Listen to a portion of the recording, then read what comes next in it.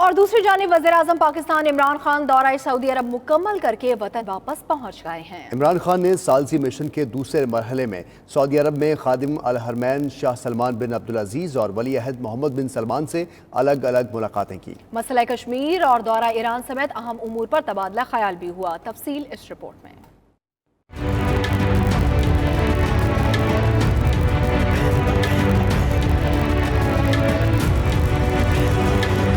وزیر اعظم عمران خان مختصر دورے پر ریاض پہنچے۔ ان کے ہمراہ وزیر خارجہ Shah Mahmood Qureshi, D G ISI معاون خصوصی برائے سمندر پار پاکستانی زلفی بخاری بھی تھے۔ وزیر اعظم نے سعودی فرمانروا شاہ سلمان بن عبدالعزیز سے ملاقات کی۔ انہوں نے گلف کی صورتحال پر فوجی تنازع سے بچنے پر زور دیا۔ ان کا کہنا تھا کہ تمام فریقین کو مل بیٹھ کر معاملات حل کرنا ہوں گے۔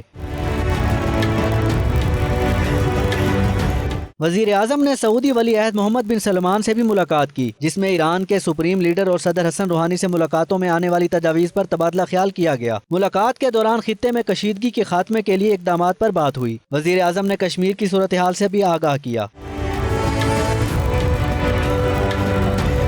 ملاقاتوں کے بعد وزیر اعظم عمران خان مدینہ منورہ پہنچے، جہاں گورنر مدینہ نے ان کا استقبال کیا۔ وزیر اعظم نے مسجد نبوی میں نوافل ادا کیے اور روضہ رسول پر حاضری دی۔